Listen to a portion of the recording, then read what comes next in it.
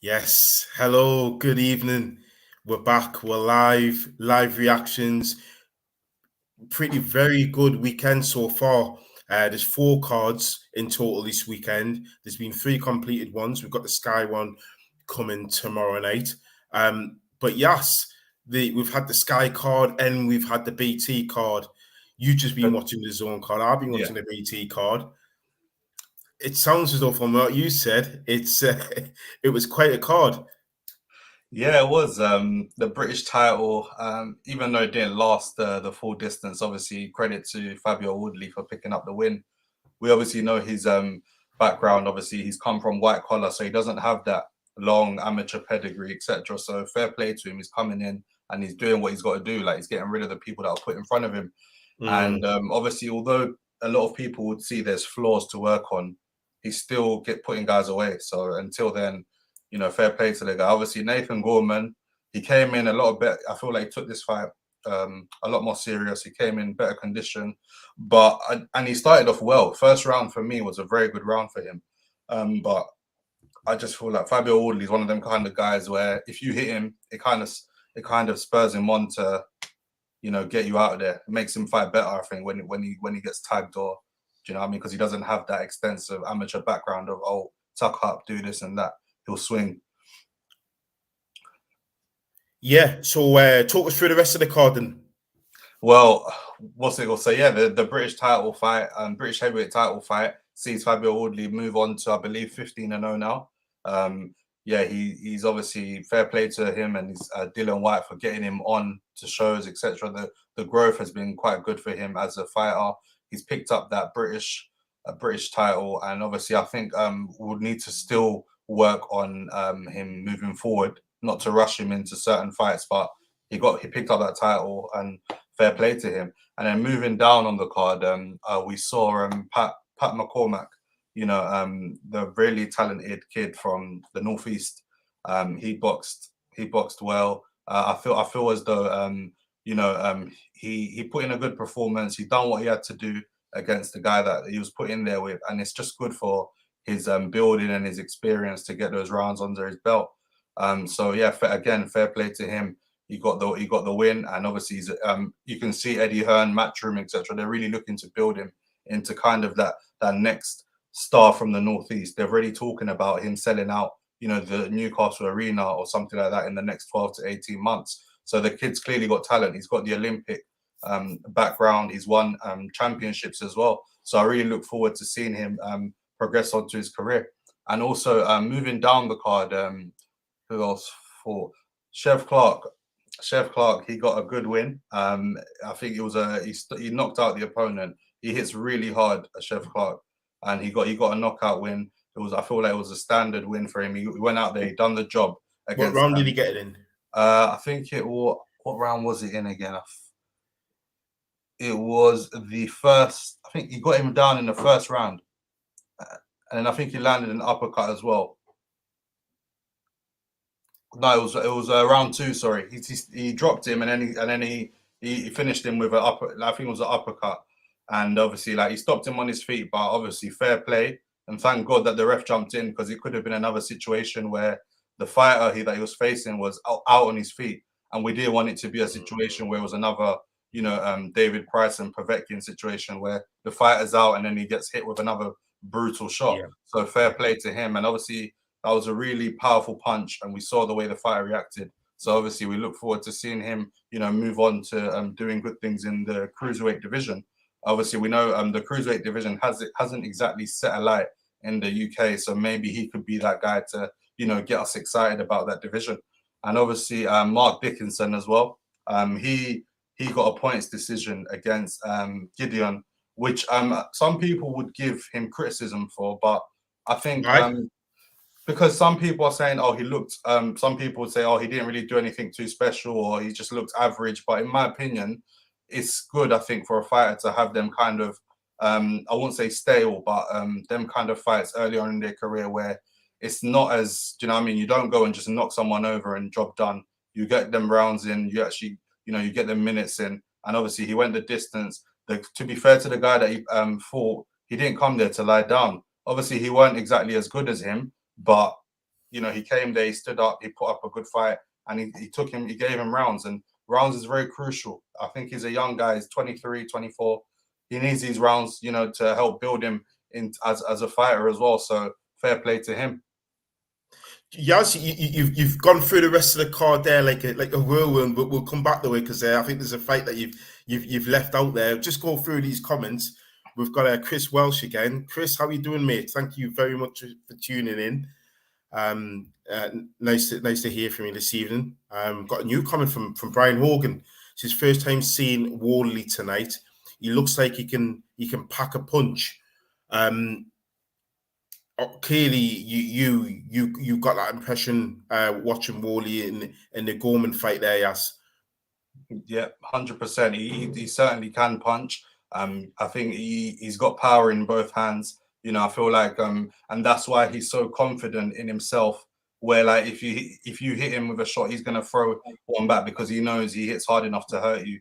And obviously, he's sparring a lot of rounds with a lot of he's done rounds with a lot of these top heavyweights. You know, obviously Dillian Whyte, his manager, he's obviously sparred him. I think I've even seen pictures of him in camp with AJ. I think back when AJ fought Pulev. So he's in there, he's doing the tough rounds, and obviously he believes in his power. Although he hasn't, like I said, he hasn't got that background of boxing from early, and obviously there may be some fundamental things, and he may do things a bit unorthodox. It works for him, but one thing you can say about him is he always turns up in shape. He puts on a great fight. He doesn't stop swinging until he gets his man out of there. So he certainly does pack a punch. Did he catch the Sandy Ryan fight? Yeah, I caught most of it. Yeah. She got the win. In I think quite a dominant, clear win. She boxed very well against an opponent who could have proved to be like a tricky banana skin, because them kind of opponents, her opponent was like a come forward pressure kind of fighter. You know, sometimes world champion. Exactly, and you can get sucked into them kind of fights. And we saw at one point where her trainer Clifton Mitchell gave her a little slap on the face, you know, just to get her back on the game plan. So she got a very good win to pick up. I think it was the super lightweight international belt, and obviously that is obviously gonna allow her to. And she got the rounds in. I think she'll be out again next year. But I'm happy for her, and that's gonna do wonders for her progression. Sometimes you need these tough fights where you got these tricky customers who come forward and are relentless, and you know you just got to pick off your jab and work off and use your movement, you know, trade at times. So well done to her. We've got a comment from Chris. He says first round looked like Gorman had Wardley, but the cut to Wardley was bad idea by Gorman, because after that Wardley unleashed like a Mexican bull. Impressive performance by Wardley, just as what Yas has described there. But Yas, you mentioned something about Wardley and how he kind of looked a cut above Gorman. What I'm going to find really interesting is how they then match him after this, because if you look at particularly in this country, even in America, 10, 15 years ago, there was an abundance of gatekeepers. These were the type of fighters that were, with that bridge, you need to cross it in order to be a contender for those world title fights. There's very, very few of those fighters now. So he's at that stage, which is quite awkward, really, where he can see the world title fights on the horizon, but he needs experience, so he's ready when he gets there. So we don't have those fighters that we had 10, 15 years ago where you could say, he could fight this guy, he could fight that guy. You know, so who are you going to put him in with next? Well, that's a really hard one, actually. And I was actually thinking about it earlier. Where does he go from here? Because if you think about like the British circuit, we've got guys on the horizon like your David Adelaide's, your Johnny Fishers, but these guys are like 2-3 steps behind him. They're not there yet. So fighting them is going to be a step quite backwards in his because he's been there. I feel like he's cleaned up that kind of, do you know what I mean? That kind of category. So and it's hard because a lot of the tough journeymen, they're like retired or whatnot, and so the jump now from where he is I feel like the next thing is probably going to be an acid. It's going to be an acid test. I don't know who against, but I wouldn't mind actually seeing him after tonight. The performance that he put in, Jermaine Franklin, he done himself justice, and he does deserve to feature on some TV platforms. He went in there, he gave Dillian Whyte some really good work, and I feel like some people would arguably think, you know, he wasn't given justice on the scorecard. So I would probably go for maybe get him an American. So someone like a Jermaine Franklin is not a bad shout.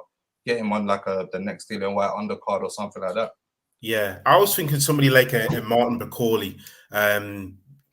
That could have been an interesting fight to make up. I mean, Martin Bacauli's still got a point to prove, but yeah, I'll take your point now on Jermaine Franklin. Since you mentioned Jermaine Franklin, you may as well tell us about the main event.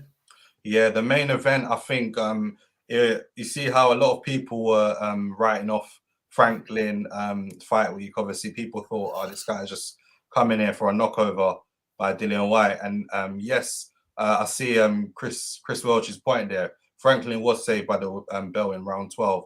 But let's look at what he done for the rest of the fight.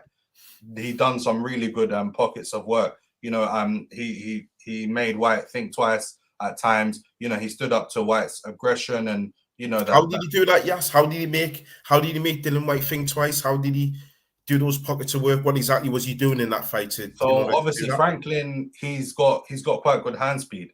So obviously we know that's Dillian Whyte tends to struggle against people with, you know, some good hand speed, because he's not exactly the most agile or athletic guy. You know, he's very flat-footed and he's kind of like walks side on. He ain't exactly got the best footwork. So obviously Franklin, he's got fast hands. So at times he was able to pop that jab off, get to work, and you know, smother Whyte's work. He was even slipping at times, making him miss, and it was, you know, pressure. And you see, Dillian Whyte did not look like he was, you know, he respected Franklin's power. There was talk that Franklin don't hit hard enough, but in my opinion, I think Dillian Whyte, even though it wasn't enough to, you know, knock him down or anything, he respected it. That was quick, and obviously speed beats, you know, speed beats everything. So I think he was able to give him problems there. He stood up well. He went the whole distance. He only got rocked in the last 20, 30 seconds, I think it was, of the fight, and at times he had success in the fight. You said speed beats everything, but timing beats speed. How was Dillian Whyte's timing? Because from what we were seeing in the group chat, well, obviously I wasn't watching the fight, but from what the boys were saying in the group chat, Dillian Whyte might have looked a little bit off. And I'm seeing a comment from Brian Hogan again. Previously, he said that he had Franklin winning that fight. He's come back again and says Franklin had better skills. So how was Dillian Whyte's timing? Was it a bit off? I mean, he didn't look exactly, you know, he didn't look too great. But I think Dillian Whyte, he's out. Obviously, he's coming out of his peak now. I feel like he's on a decline. He's 34, 35 years old. He's had some very hard fights. And, you know, whenever he has stepped up, like, he's been knocked out quite brutally as well. So that's only going to take his toll on you. And plus all these training camps. And, you know, Dillian Whyte is a bit injury prone as well. We know he's had issues with shoulders and all this kind of stuff. So he didn't look too great, to be honest to me. Franklin performed very well for me. I would have liked to see him a little bit busier at times, but he performed well. He done the rounds. He didn't look overwrought in there or anything like that. So, but yeah, going back to your question, Dillian didn't look he didn't look too good. And obviously, what does he do now? Obviously, the talk was whoever wins this gets an AJ fight or something like that. Of course, he's going to take it because the rivalry and all that kind of stuff, the payday, and obviously, you know, who would say no to that? You know, that's like a last big paycheck for Dillian Whyte, I'd say. But I don't think he wins that. So you answered what's next for Dillian Whyte. You think it's AJ, and you think AJ beats him. How about Jermaine Franklin? Because he seems to be getting a lot of love from people in the comments. So you got Chris Welch. Chris is saying Jermaine Franklin deserves his place in the top 15 of the rankings after that performance. It looks as though either we underestimated Jermaine Franklin, including all of us, or he was actually better than we all thought. You could argue it's the same thing. Wait, hold on. In the group chat, I was the one who said I feel Franklin is gonna.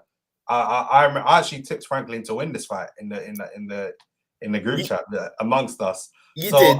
You did. Okay. Yeah. Yeah. So obviously Franklin, 100%, he does deserve his spot in the top 15. Definitely top 15. After tonight, especially, that defo cemented his spot for me. Because if you look at, we say Dillian Whyte is on the way down, etc. But look at his resume. Like, Dillian Whyte has fought hard fights after hard fights against ex-champions, etc. So, for the performance that Franklin put in, he definitely deserves his spot in the top 15. And what next? I think he deserves a lot more exposure.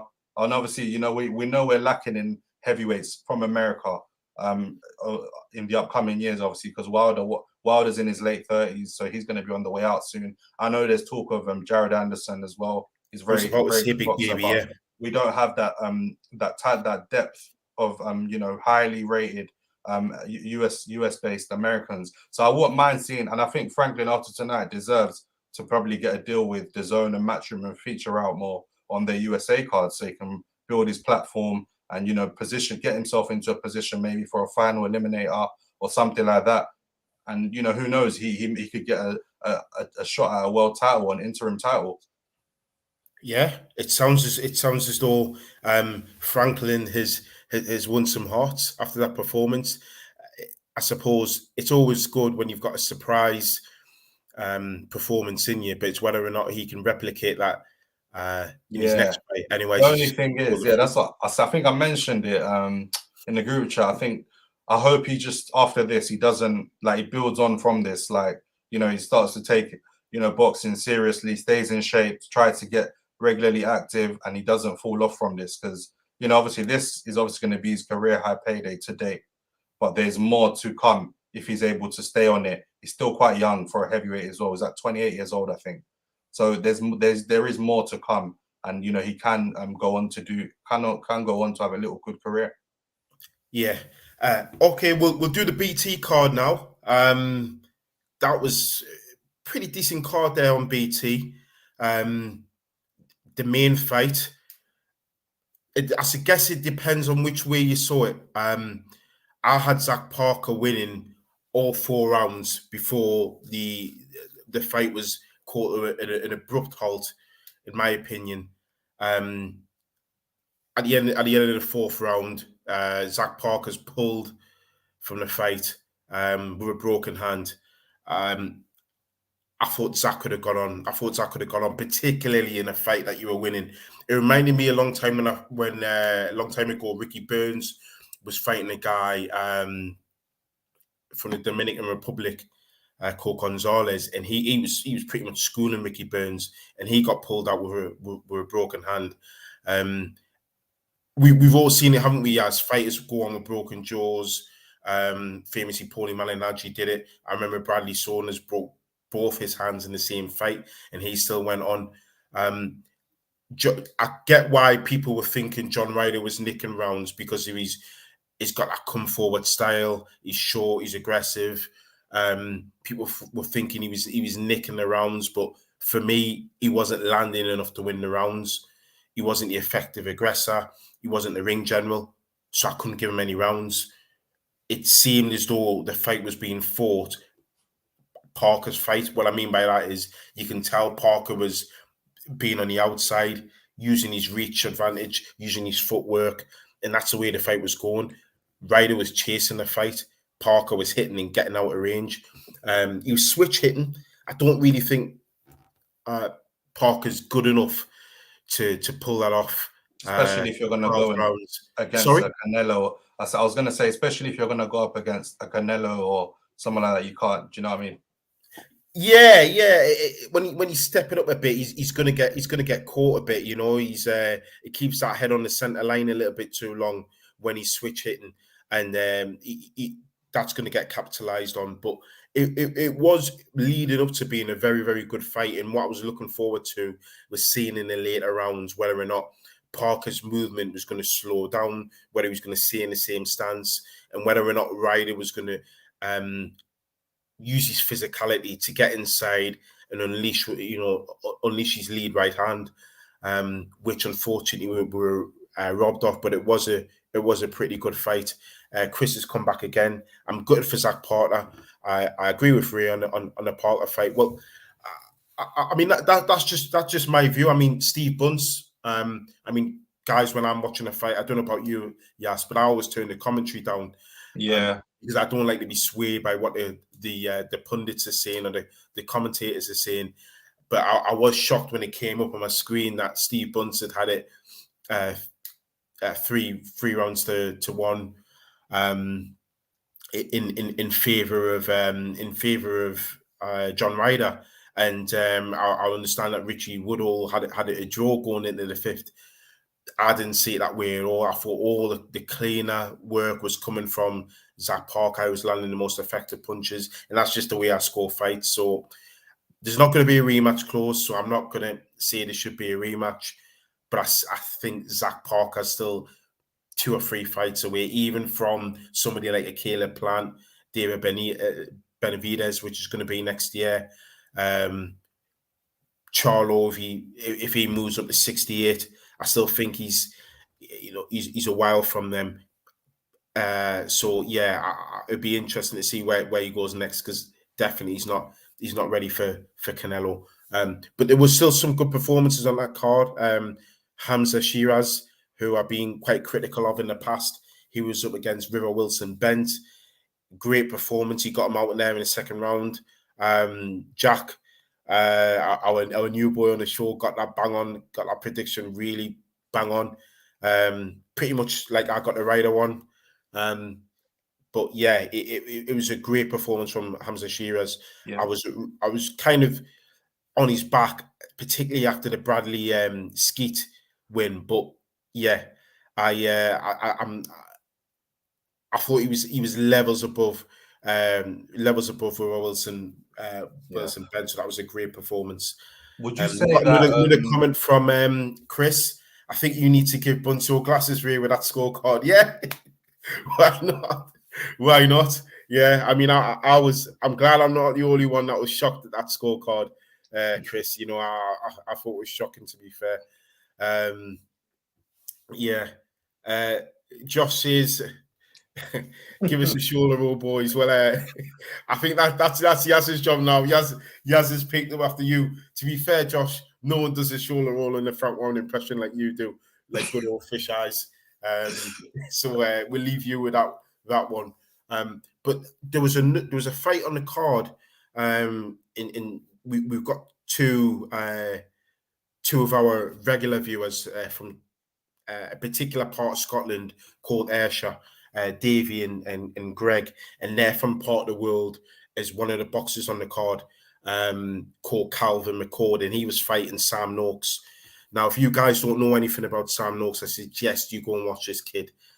He's now 10-0, 10 stoppages. I admit, and I've always said it, I don't like to watch prospects, or don't like to rate and judge prospects until they've fought or until I've had more than 10 fights. Sometimes I make the odd exception, and I've kind of made it with Sam Noakes. I'm not saying this kid's going to go on and become a world beater, become a 2-3 weight world champion, but he can definitely fight.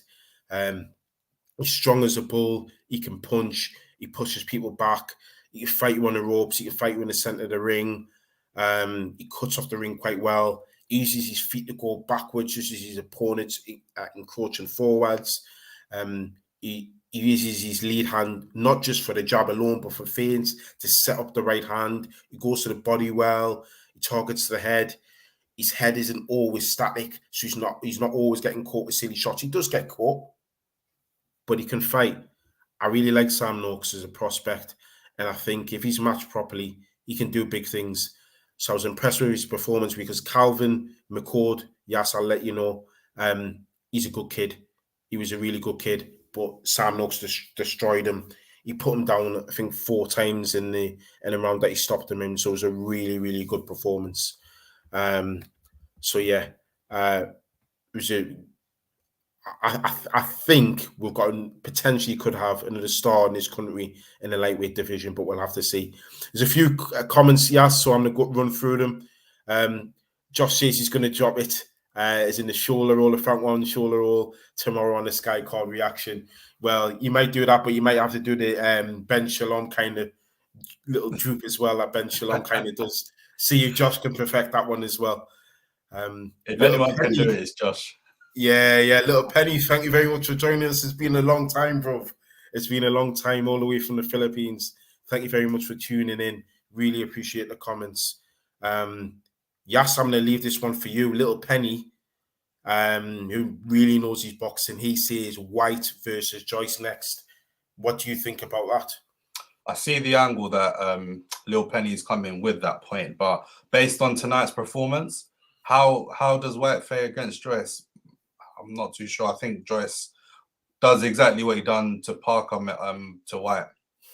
I think he absolutely destroys him and Do you think gets he rid of him gets in rid that of night. Whyte quicker? Probably, yeah. I think there's an argument for that. If he can, like, if Joyce starts to walk him down early, because we know Joyce can take anything to the chin pretty much as of now, and he's fresher than Whyte. Whyte ain't exactly got the best of resistance anymore. So I feel like he could probably stop him earlier due to punch resistance and the fitness. And we know Dillian Whyte can get a bit sloppy and starts winging them overhands, etc. And we know Joe Joyce is a better boxer than people give him a lot of credit for. He's got the Olympic pedigree, got a long amateur background, and he's fresh and he trains really hard and he's very fit and strong.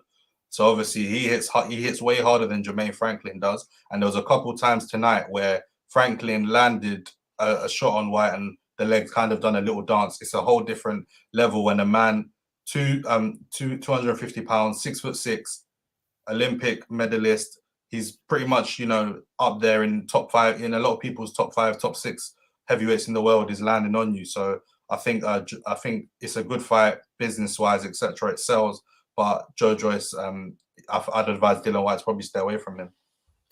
A couple of more comments on that topic. We've had Brian and Josh both kind of suggesting that Joe Joyce would annihilate Dillian Whyte.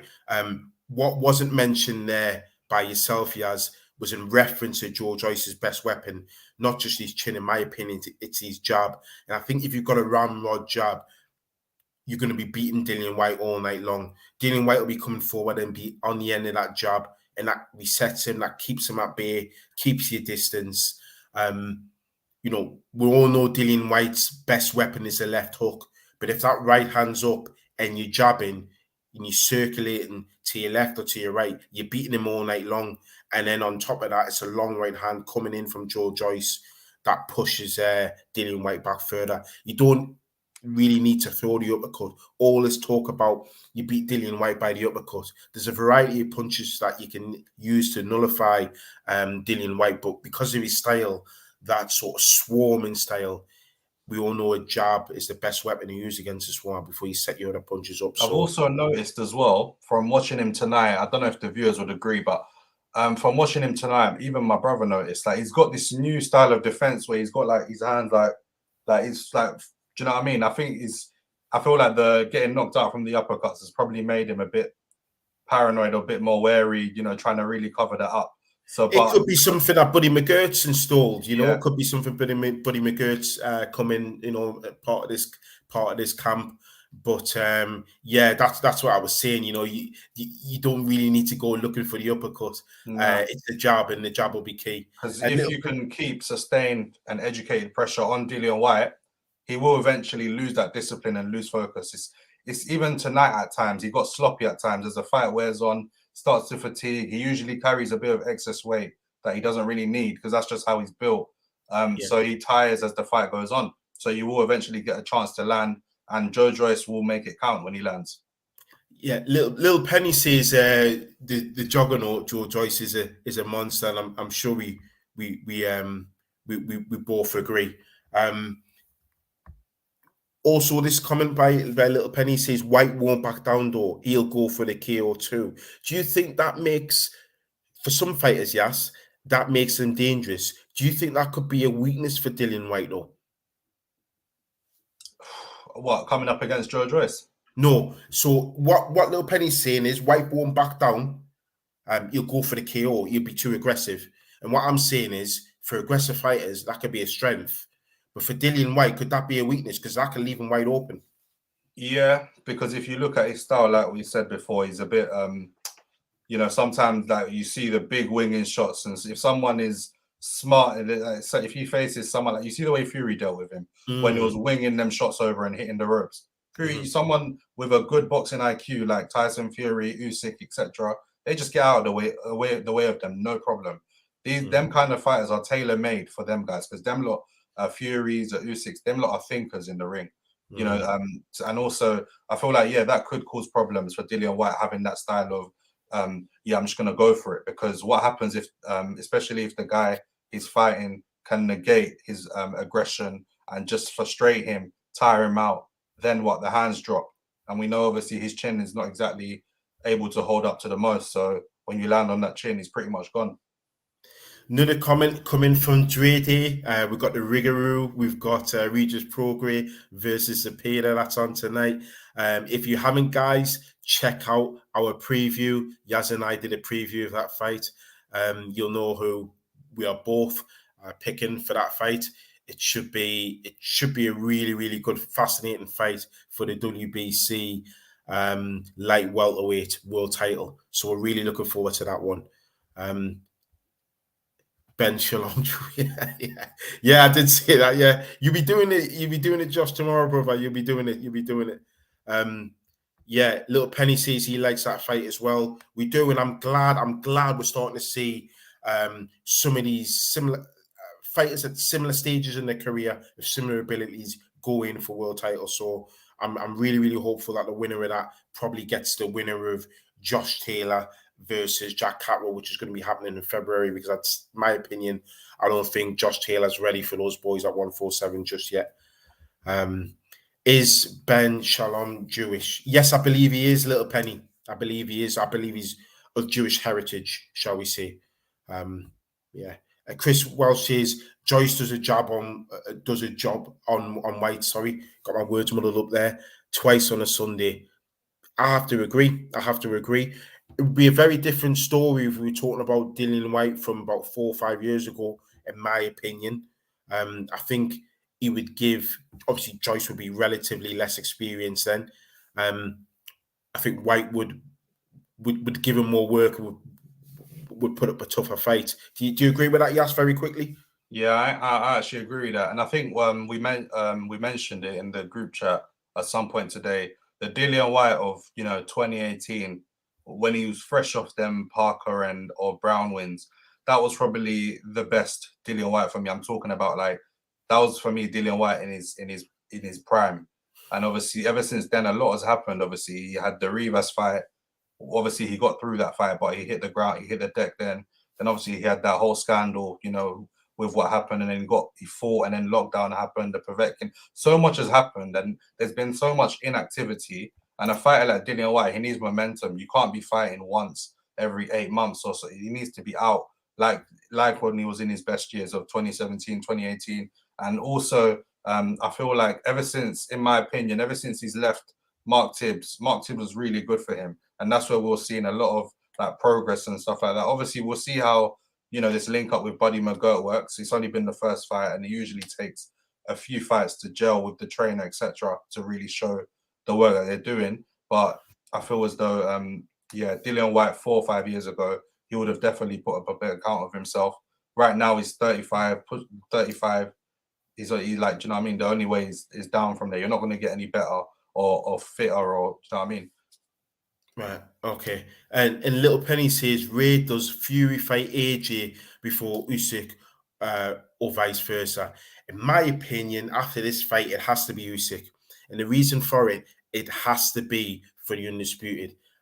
That's the fight that we need to see next.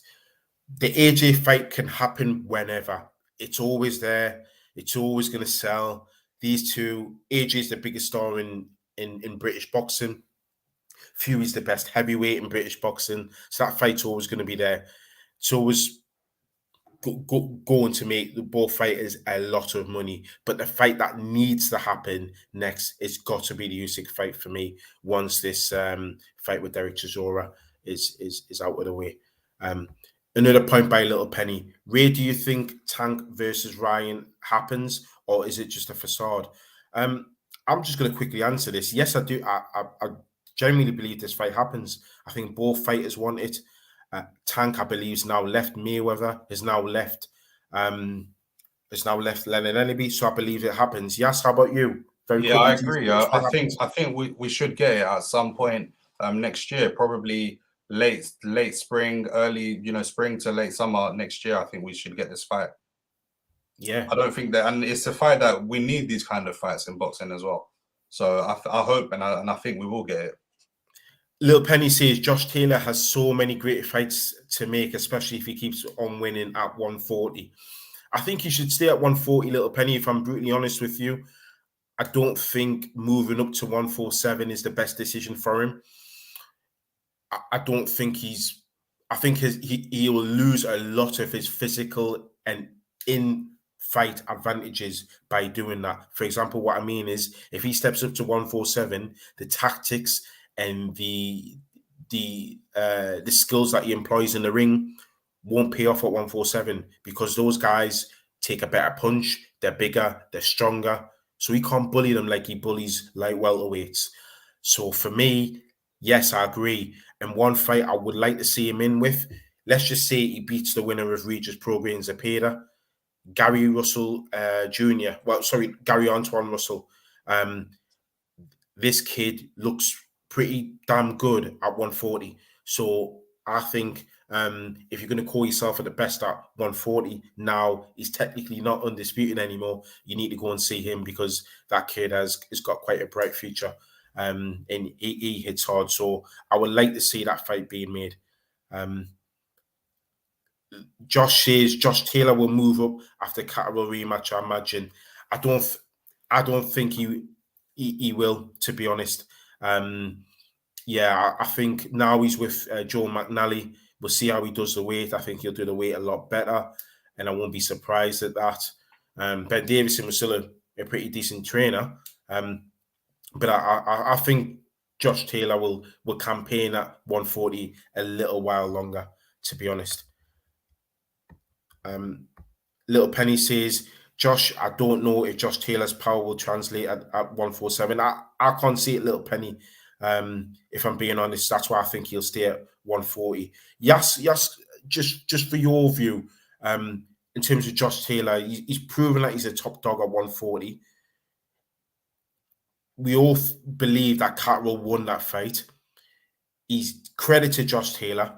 He's broken up the belts. He's relinquished freedom to allow him to have this rematch with Jack Catterall. If he wins this rematch, can you see him having success at 147 straight away?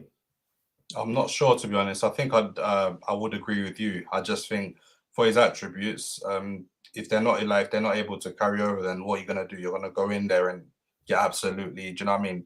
By the top cats there, you go in there and you get dealt with. So what's the point in taking that risk when you can sit in a division where you know you're one of the top dogs and dominate? So I would probably get this rematch out of the way if he knows for sure. Like he obviously clearly believes it was probably an off night and he wants to put the right wrong. So get the rematch and move on. Yeah. And Josh says maybe it's a separate video, but will the heavyweight undisputed fight happen? The IBF ordered Hrgovic and the WBA arguing that their first was mandatory anyway. Once again, politics is getting in the way. Yes, very, very quickly.